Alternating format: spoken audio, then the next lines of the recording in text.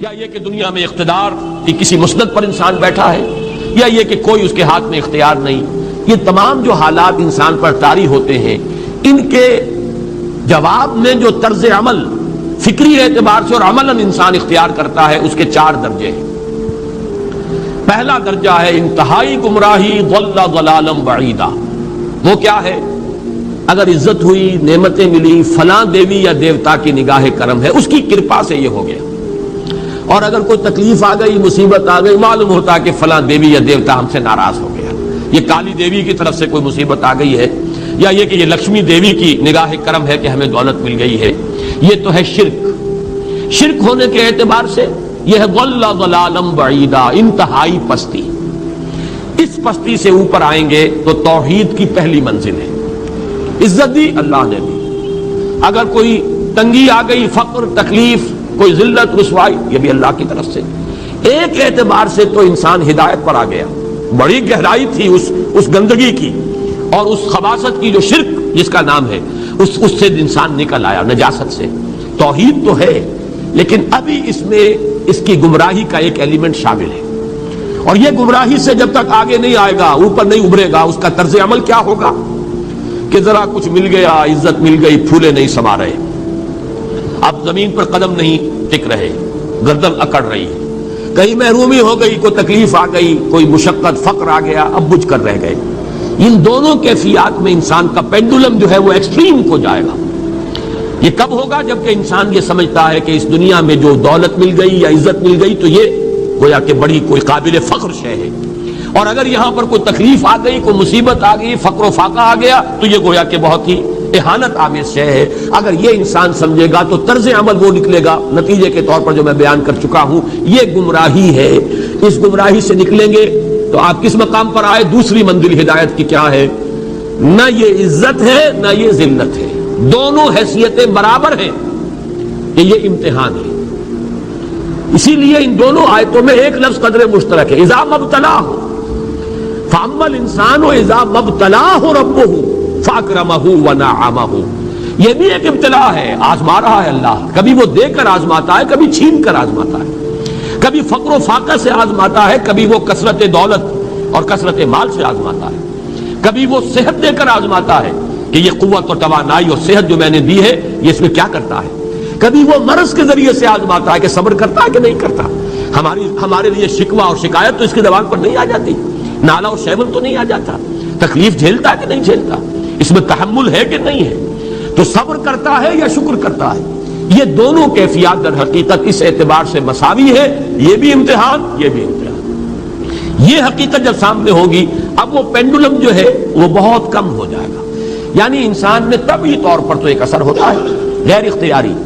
کسی چیونٹی نے کاٹا آپ کے پاؤں پر، آپ اپنا پاؤں ہٹا لیں گے، اس میں کوئی ارادہ نہیں ہے، یہ ریفلیکس ایکشن ہے، غیر اختیاری فعل ہے. اس حد تک تو انسان ضرور متاثر ہوتا ہے، اس سے تو کوئی انسان جو ہے وہ بلندر نہیں ہو سکتا. حضرت ابراہیم رضی اللہ تعالیٰ عنہ، حضور کے وہ نومولود فرزند، انتقال جب ہو رہا تھا آپ کی آنکھوں میں آنسو آ گئے. اب یہ ایک طبعی اثر ہے، ایک فعل ہے، انفعالی کیفیت ہے جو بالکل طبعی ہے. لیکن یہ نہیں کہ اس کی وجہ سے انسان کی زبان پر کوئی شکوہ آ جائے، کوئی شکایت آ جائے، یہ نہیں ہوگا. یہ ایمان کے منافی ہے. اسی طریقے سے اگر کوئی خوشی ہوئی ہے تو چہرے کے اوپر ایک نکھار آ جائے گا، تبسم آ جائے گا، اس سے زائد نہیں. اس حد تک تو یوں سمجھیے کہ انسان کا طبعی تقاضا ہے. اس سے زیادہ یہ پینڈولم اگر سوئنگ کر رہا ہے تو گویا کہ اس حقیقت سے انسان محجوب ہے کہ یہ بھی امتحان ہے، یہ بھی امتحان ہے. جو ہم سورہ حدید میں پڑھ چکے ہیں، ما اصاب من مصیبت فی الارض ولا فی انفسکم الا فی کتاب من قبل ان نبراها ان ذلک علی اللہ یسیر لکی لا تعصوا علی ما فاتکم ولا تفرحوا بما آتاکم. اللہ تمہیں کچھ دے تو اتراؤ مت، اللہ تم سے کچھ چھین لے تو اس کے اوپر افسوس مت کرو. یہ نتیجہ ایمان کا نکلنا چاہیے. اگر تمہیں ایمان ہے اللہ پر، اگر تمہیں یقین ہے کہ جو کچھ ہوا ہے اللہ کے اذن کے بغیر نہیں ہوا، اگر تمہیں یقین ہے کہ اللہ نے جو میرے لیے طے کیا ہے اس میں میرے لیے خیر ہی ہے، چاہے فی الحال فی الوقت فوری طور پر مجھے ناگوار محسوس ہو رہی ہے بات، لیکن یقیناً میرے لیے اس میں خیر ہے میرے رب کی طرف سے. کہ ہر چساقی ما ریخت عین الطاف است. ہم تو شارٹ سائٹڈ ہیں، ہم دیکھ نہیں سکتے کسی شے کو، ہم اس کے ظاہر کو دیکھ کر گھبرا اٹھتے ہیں کہ یہ تو تکلیف آ گئی. کیا پتا اسی کے پردے میں اللہ کی رحمت آ رہی ہے. میں نے وہ رئیس امروہوی کے اشعار آپ کو کئی دفعہ سنائے ہیں. وہ وقت آیا کہ ہم کو قدرت ہماری سعی و عمل کا پھل دے، بتا رہی ہے یہ ظلمت شب کہ صبح نزدیک آ رہی ہے. ابھی ہے کچھ امتحان باقی، فلاکتوں کے نشان باقی، قدم نہ پیچھے ہٹے کہ قسمت ابھی ہمیں آزما رہی ہے. رئیس اہل نظر سے کہہ دو کہ آزمائش سے جی نہ ہارے، جسے سمجھتے ہو آزمائش وہی تو بگڑی بنا رہی ہے. اسی آزمائش سے تو بگڑی بنے گی، اسی سے تو تمہارا خیر جو ہے اجاگر ہوگا، سامنے آئے گا، پتہ چلے گا who's who, what is what. ابو بکر میں کتنا یقین اور ایمان تھا، یہ کیسے معلوم ہوگا؟ کیسے معلوم ہوگا کہ بلال میں کتنا سہار، کتنا تحمل تھا، کتنا صبر تھا، اگر وہ مصیبت ان پر نہ آتی کہ جو امیہ ابن خلف کے ہاتھوں ان پر قیامت ٹوٹ رہی تھی.